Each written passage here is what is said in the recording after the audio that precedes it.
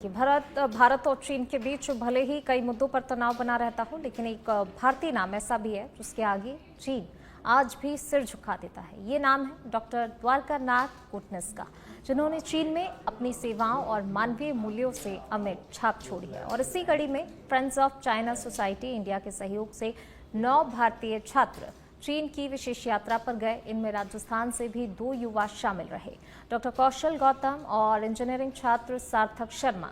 9 दिन की यात्रा केवल एक दौरा नहीं, बल्कि डॉक्टर कोटनिस के पद चिन्हों पर चलने और भारत चीन के बीच सभ्यतागत रिश्तों के ऐतिहासिक महत्व को समझने का अनुभव रहा।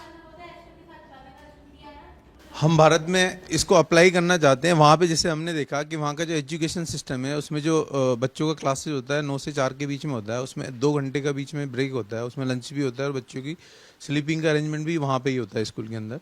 और 1 से 1.5 घंटे का वहाँ पे स्पोर्ट्स का वो होता है आवर्स। तो बच्चों के अंदर भी स्पोर्ट्स की एक्टिविटी डेवलप की है उन्होंने। और जो वहाँ पे हमने देखा है कि जो ज़्यादातर लोग हैं वो प्रोडक्शन लाइन के अंदर हैं, जितने भी मेल्स हैं, और फीमेल्स जो हैं वो सब सेल्स लाइंस के अंदर हैं। तो दे आर यूजिंग, वो अपनी पॉपुलेशन को काफ़ी अच्छी तरह यूज़ कर रहे हैं। दूसरा हमने गवर्नमेंट का देखा कि उन्होंने पॉलिसीज़ काफ़ी अच्छी ईवी को लेके, सब्सिडीज़ काफ़ी देते हैं वो ईवी को लेके। दूसरा पोल्यूशन कंट्रोल के उन्होंने काफ़ी अच्छी तरीके से काम किया है, जिससे जितने भी व्हीकल्स हैं उनका ईयरली 2 बार चेकअप होता है।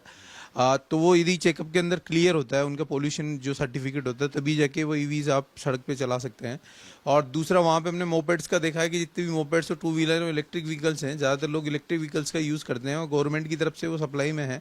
आपको जस्ट उसको पे करना होता है, उसके बाद आप इलेक्ट्रिक व्हीकल्स को लेकर कहीं भी जा सकते हैं, वहाँ उसको पार्क कर सकते हैं। दूसरा जो बुलेट ट्रेन का डेवलपमेंट देखा है, उसकी वजह से उनकी जो डिस्टेंस है वो काफ़ी कम हो गई है। जैसे उनकी bullet train around 250-350 kilometres per hour की स्पीड से चलती है।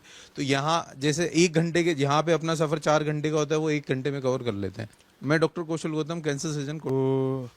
इसकी शुरुआत हुई थी 1938 में। उस टाइम पे चाइना ने इंडिया से हेल्प मांगी थी, जवाहरलाल नेहरू जी से, जो उस टाइम के प्राइम मिनिस्टर जो थे उनसे हेल्प मांगी थी। तो इंडिया से 5 डॉक्टरों की टीम अप्रूव की गई थी बाय सुभाष चंद्र बोस जी के द्वारा। तो इंडिया से 5 लोग गए थे चाइना।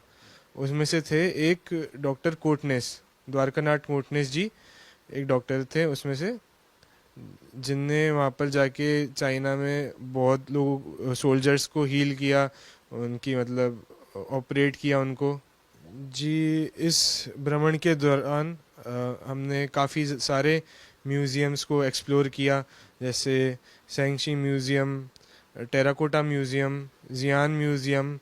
और इन सब म्यूज़ियम में घूमने से मुझे यही समझ आया कि जो डॉक्टर द्वारकानाथ कोटनिस है, चाइनीज़ उन्हें बहुत ज़्यादा पूछते हैं, वो उनको अप्रिशिएट बहुत ज़्यादा करते हैं। उन्होंने जो काम किया था उस टाइम सेकेंड वर्ल्ड वॉर के टाइम चाइनीज़ की हेल्प की थी। तो इसकी शुरुआत हुई थी 1930।